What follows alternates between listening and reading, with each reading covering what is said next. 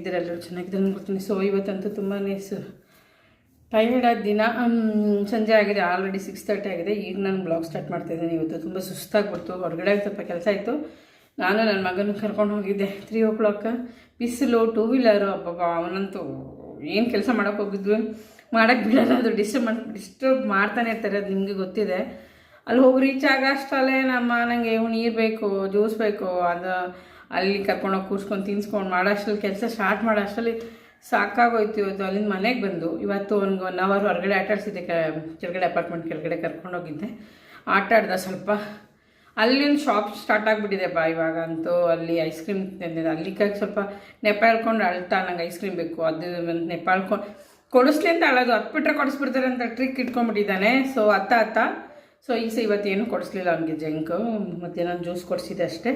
ಬಂದು ಹತ್ಕೊಂಡು ಈಗ ದೋಸೆ ಮಾಡ್ತೀನಿ ಅಂತ ಬೀಟ್ರೂಟ್ ಪಲ್ಯ ಮಾಡಿ ತಿಂದು TV ನೋಡ್ತಾ ಇದ್ದಾನೆ. ವೀಡಿಯೋ ಮಾಡೋಣ ಕೂತ್ಕೊಂಡೆ. ಇವತ್ತು ಲೇಟ್ ಆಯಿತು. ನಥಿಂಗ್, ಹೊರಗಡೆ ಎಲ್ಲ ಬಿಸ್ನೆಸ್ ಕಂಡ್ರೆ ಬರೀ ಬಿಸ್ನೆಸ್ಸೇ. ನಾನು ಏನೋ ಒಂದು ಕೆಲಸಕ್ಕೆ ಹೋಗಿದ್ದೆ, ಹೇಳೋದೇ ಒಂದು, ಮಾತಾಡೋದೇ ಒಂದು, ಏನೇನೋ ಮಾಡ್ತಿದ್ದೆ. ಸ್ವಲ್ಪ ಬೇಜಾರಾಯ್ತು ನನಗೆ. ಇಲ್ಲೊಂದು ಹೇಳ್ತಾರೆ, ಅಲ್ಲೇ ಒಂದು ಹೇಳ್ತಾರಪ್ಪ. ಫೋನಲ್ಲಿ ಒಂದು ಮಾತಾಡಿದಾಗ ಅಲ್ಲೊಂದಾಗ ಮಾತಾಡಿದಾಗ ಒಂದು ಹೇಳ್ತಾರೆ. ಯಾಕೆ ನಮಗೂ ಅವಶ್ಯಕತೆ ಇದೆ ಅಂತ ಗೊತ್ತಾಗ್ಬಿಟ್ರೆ ಅದಕ್ಕೆ ಅಡ್ವಾಂಟೇಜ್ ತೊಗೊಳ್ಳೋದೆ. ಎಲ್ಲರೂ ಅಷ್ಟೇ, ಎಲ್ಲ ಪ್ರತಿಯೊಂದೂ ಎಜುಕೇಷನಲ್ಲಾಗಲಿ, ಹಾಸ್ಪಿಟಲ್ ಆಗಲಿ, ಎವ್ರಿಥಿಂಗ್ ಇಸ್ ಅ ಬಿಸ್ನೆಸ್ ಅನ್ನಿಸ್ತು. ನನಗೆ ಇಷ್ಟ ಆಗಲಿಲ್ಲ ಒಂದೊಂದು ಎಲ್ಲ ಕಡೆ ಹಂಗೆ ಅನ್ಸುತ್ತೆ ಅಂತೇಳಿ. ಸರಿ, ಓಕೆ, ನನಗೆ ಸುಮ್ಮ ಅವಶ್ಯಕತೆ ಇತ್ತು ಅಂತ ಏನೋ ಒಂದು ಕೆಲಸ ಮಾಡಿ ಮುಗಿಸ್ಕೊಂಡು ಬಂದೆ. ಸುಸ್ತಾಗ್ಬಿಡ್ತು. ಅಲ್ಲಿಂದ ಬಂದು 1 hour ಕೆಳಗಡೆ ಆಟಾಡಿದ್ದಾನೆ. ಅದಂತೂ ಇನ್ನೂ ಸ್ವಲ್ಪ ಸುಸ್ತು, ತುಂಬ ಟಯರ್ಡ್. ವೀಡಿಯೋ ಹಾಕೋಕ್ಕಾಗೇ ಇಲ್ಲ ಇವತ್ತು, ಲೇಟ್ ಆಯ್ತು ಇವತ್ತು ಅಷ್ಟೇ. ಈ ವಿಡಿಯೋ ನನಗೆ ಪ್ಲೀಸ್ ನನ್ನ ವೀಡಿಯೋಗಳೆಲ್ಲ, ಹಿಂದಿನ ವೀಡಿಯೋಗಳೆಲ್ಲ ಚೆಕ್ ಮಾಡಿ. ತುಂಬ ಬಿಸಿಲು. ಏನಾದರೂ ಅಲ್ಲೂ ನನಗೆ ಏನೋ ಒಂದು ಕೆಲಸಕ್ಕೆ ಹೋಗಿದ್ದೆ, ಫೋನಲ್ಲಿ ಮಾತಾಡಿದ್ದೆ ಒಂದು, ಅಲ್ಲಿ ಹೋದ್ಮೇಲೆ ಒಂಥರ ನನಗೆ ಬೇಜಾರಾಗ್ತಿತ್ತು. ಬಟ್ ಇರಲಿ, ತಲೆ ಸುತ್ತುತ್ತಿದೆ ನನಗೆ. ಅಲ್ಲಿ ಜ್ಯೂಸ್ ಬೇಕು ಅಂದ, ಅಲ್ಲಿ ಕುಡಿಸಿ, ಮತ್ತೆಲ್ಲೇನೋ ಬೇಕ್ರಲ್ಲಿ ತಿನ್ಬೇಕಂತ ಅಂದ, ಅದು ತಿನ್ನಿಸಿ, ಎಗ್ ಪಫ್ ಬೇಕಂತ, ಮತ್ತೆ ಇಲ್ಲಿ ಬಂದಮೇಲೆ ಮತ್ತೆ ಶಾಪ್ ಹತ್ರ ಕೇಳ್ತಾನೆ, ಮತ್ತೆ ಜಂಕ್ ಅಂತ. ಹೆಂಗೋ ಸುಮಾರಾಗಿ ಹುಷಾರಾಗಿದ್ದಾನೆ ಅಂದರೆ ಅವ್ನು ನಿಜವಾಗ್ಲೂ ಬರೀ ಜಂಕ್ ಫುಡ್ಡಿಂದನೇ ಹಿಂಗೆ ಆಗುತ್ತೆ ಅಂತ ಅನ್ಸುತ್ತೆ ನನಗೆ. ಅವ್ನು ಜಂಕ್ ಫುಡ್ ಅವಾಯ್ಡ್ ಮಾಡೋಷ್ಟು ನನಗೆ ಸಾಕಾಗ್ಬಿಡುತ್ತೆ. ಫುಲ್ ತಲೆ ಸುತ್ತಿದೆ ನನಗೆ. ಮಧ್ಯಾಹ್ನ ಊಟ ಮಾಡಿದ್ರೆ ಇಲ್ವ ಅನ್ನೋದೇ ನನಗೆ ನೆನಪಿಲ್ಲ, ಹಂಗಾಗ್ಬಿಟ್ಟಿದೆ ಇವತ್ತು. ಅಫ್ಕೋರ್ಸ್ ಜಾಸ್ತಿ ಆವಾಗ ಅವ್ನು ಹುಷಾರಿಲ್ಲದೆ ಇದ್ದಾಗ ಎವ್ರಿ ಡೇ ಓನ್ಲಿ ಒಂದು ಊಟ ಮಾಡ್ತಾಯಿದ್ದೆ, ಒಂದೇ ಊಟ. ಸುಸ್ತಾಗ್ಬಿಡ್ತಿತ್ತು. ಎವ್ರಿ ಡೇ ಅಲ್ಲ, ಒಂದೊಂದು ದಿನ ಒಂದು ಊಟ, ಫ್ರೂಟ್ ಅಷ್ಟೇ, ಹಂಗಾಗ್ಬಿಡ್ತಿತ್ತು. ಬಟ್ ಅದೇ ಚೆನ್ನಾಗಿದೆ ಅನಿಸುತ್ತೆ. ಡೈಜೆಷನ್ ಕಮ್ಮಿ, ವೆಯ್ಟ್ ಬ್ಯಾಲೆನ್ಸ್ ಆಗಿರ್ತಿತ್ತು. ಈಗ 3 ಹೊತ್ತು ತಿನ್ಕೊಂಡು ತಿಂದರೂ ಕಷ್ಟ, ತಿಂದಿದ್ರು ಕಷ್ಟ, ಹಂಗಾಗ್ಬಿಟ್ಟಿದೆ. ಡೈಜೆಷನ್ ಅನ್ನೋದಕ್ಕಿಂತ ಬಾಡಿಲಿ ಪವರ್ ಇಲ್ಲ ಅನಿಸುತ್ತೆ. ಅಂದರೆ ತಿಂದಿದ್ದಕ್ಕೆ ಜಾಸ್ತಿ ತಿಂದರೂ ಸುಸ್ತಾಗುತ್ತೆ, ತಿಂದಿಲ್ಲ ಅಂದರೆ ಸುಸ್ತಾಗುತ್ತೆ. ಮೇಂಟೈನ್ ಬ್ಯಾಲೆನ್ಸಿಂಗ್ ಮಾಡೋದು ಬಾಡಿನ ಸಖತ್ ಕಷ್ಟ ಅನ್ನಿಸ್ತಿದೆ. ಸಾಕಪ್ಪ ಬೆಳಿಗ್ಗೆ ನನಗಂತೂ ಒಂದು ಕೆಲಸ ಮಾಡೋಕ್ಕೆ ಆಗ್ತಿರಲಿಲ್ಲ. ಮಾರ್ನಿಂಗ್ ಅಷ್ಟು ಸುಸ್ತಾಗ್ತಿತ್ತು. ಈಗಲೂ ಕೂಡ ನಂಗೆ ತಲೆ ಸುತ್ತುತ್ತಿದೆ.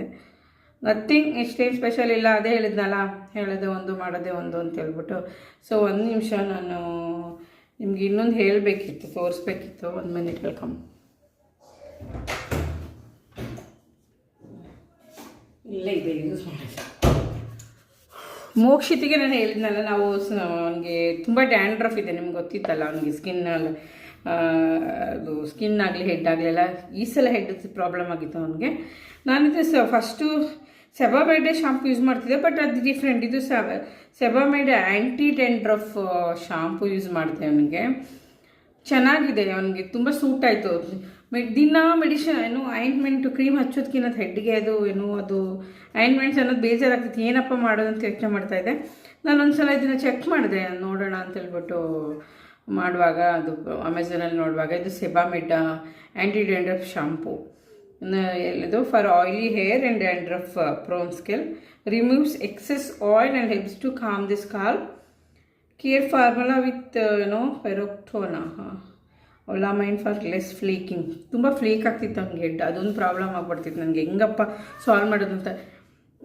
ಆಯಿಂಟ್ಮೆಂಟ್ ಹಚ್ಚೋದು 2 ದಿನ 3 ದಿನ ಸರಿ ಆಗ್ತಿತ್ತು, ಮತ್ತೆ ಆಗ್ತಿತ್ತು. ನನಗೆ ಏನು ಮಾಡೋದು ಅಂತಲೇ ಗೊತ್ತಾಗ್ತಿಲ್ಲ. ಆಯಿಂಟ್ಮೆಂಟ್ ದಿನ ಹಚ್ಚೋದು ನನಗೆ ಇಷ್ಟ ಆಗ್ತಾ ಇರಲಿಲ್ಲ. ಬಿಕಾಸ್ ಅದು ಸ್ಟಿರಾಯ್ಡ್ ಆಯಿಂಟ್ಮೆಂಟ್ಸ್ ಅಂತ ಹೇಳ್ಬಿಟ್ಟು ನಾನೇನದು ರಿಸರ್ಚ್ ಮಾಡ್ಕೊಂಡು ಏನೋ ಮಾಡಿದೆ. ಇದನ್ನು ನೋಡಿದೆ. ಇದನ್ನು ಡೈಲಿ ಯೂಸ್ ಮಾಡ್ತೇನೆ ನಾನು. ಆಯಿಲ್ ಅಪ್ಲೈ ಮಾಡೋದು, ಹೆಡ್ ಬಾತ್ ಮಾಡೋದು, ಆಯಿಲ್ ಅಪ್ಲೈ ಮಾಡೋದು, ದಿನ ಹೆಡ್ ಬಾತ್ ಮಾಡೋದು. ಅಂದರೆ ಫ್ಲೇಕ್ ಇರೋರಿಗೆ ಹೆಡ್ ಫ್ಲೇಕ್ ದಿನ ನಾರ್ಮಲ್ ಇರೋರಿಗೆ ಡ್ಯಾಂಡ್ರಫ್ ಇರೋರಿಗೆ ದಿನ ಹೆಡ್ ಬಾತ್ ಅವಶ್ಯಕತೆ ಇದೆ ಗೊತ್ತಿಲ್ಲ ನನಗೆ. ಇದು ನನ್ನ ಎಕ್ಸ್ಪೀರಿಯೆನ್ಸು. ನಾನೇ ಅವ್ನಿಗೆ ಏನಾದರೂ ಮಾಡ್ಬೇಕಂತೇಳಿ ಮಾಡಿದಾಗ ನನಗೆ ಕೊಕೊನಟ್ ಅಲ್ಲಿಂದ ಮಸಾಜ್ ಮಾಡಿ ದಿನ ಹೆಡ್ ಬಾತ್ ಮಾಡ್ತೀನಿ ಅವನಿಗೆ. ಅದರಿಂದ ಅದು ತುಂಬಾ ಆಲ್ಮೋಸ್ಟ್ ಅಂದರೆ ರೆಡ್ಯೂಸ್ ಆಗಿದೆ ಅವನಿಗೆ. ಸೊ ಸ್ನಾನ ಮಾಡಿಲ್ಲ ಅಂದಾಗ ಅವನಿಗೆ ಹೆಡ್ಡಲ್ಲಿ ಬರುತ್ತೆ ಹತ್ರ. ದಿನಕ್ಕೊಂದ್ಸಲ ನಾನು ಅವನಿಗೆ ಸೆಬಾಮೆಡ್ ಆ್ಯಂಟಿ ಡ್ಯಾಂಡ್ರಫ್ ಹೇರ್ ಕೇರ್ ಅದು ಶಾಂಪು ಯೂಸ್ ಮಾಡಿದೆ. ನಾನು ಇದು ಖಾಲಿಯಾಗಿದೆ, ನಾನು ಅಮೆಝಾನಿಂದ ಮತ್ತೆ ತರಿಸ್ಕೊಳ್ತಾ ಇದ್ದೀನಿ. ಆ ಲಿಂಕನ್ನು ನಾನು ಈ ವಿಡಿಯೋದಲ್ಲಿ ಹಾಕಿರ್ತೀನಿ, ನಿಮಗೆ ಬೇಕಂದರೆ ಟ್ರೈ ಮಾಡ್ಬೋದು. ದೊಡ್ಡವ್ರಿಗೆ ಮಕ್ಕಳಿಗೆ ಎಲ್ಲರಿಗೂ ಇರ್ಬೋದು. ನಾನು ಅವನಿಗೆ ಮೋಕ್ಷಿದಕ್ಕೆ ಯೂಸ್ ಮಾಡಿದೆ. ನಾರ್ಮಲ್ ಏನೋ ಸೆಬಾಮೆಡ್ ಶಾಂಪು ಯೂಸ್ ಮಾಡ್ತಿದ್ದೆ. ಇದು ಅದು ಈಗ ಒಂದು ತಿಂಗಳ 2 ತಿಂಗಳಿಂದ ಚೇಂಜ್ ಮಾಡಿದೆ. ಸೊ ಇದು ನನಗೆ ಚೆನ್ನಾಗಿ ರಿಸಲ್ಟ್ ಕೊಡ್ತು. So no promotion nothing actually. ನಾನು ಏನು ಯೂಸ್ ಮಾಡ್ತಾಯಿದ್ದೀನಿ, ಏನು ರಿಸಲ್ಟ್ ಕೊಡ್ತು ಅದನ್ನು ನಿಮಗೆ ಶೇರ್ ಮಾಡ್ತಿರ್ತೀನಿ ಅಷ್ಟೇ. ಪ್ಲೀಸ್ ನಾನು ಹಳೆ ವೀಡಿಯೋಸ್ನೆಲ್ಲ ನೋಡ್ತಾ ಇರಿ, ಸಪೋರ್ಟ್ ಮಾಡಿ. Thank you so much. Like ಮಾಡಿ, ಶೇರ್ ಮಾಡಿ ಮತ್ತು ಕಮೆಂಟ್ ಕೂಡ ಮಾಡಿ.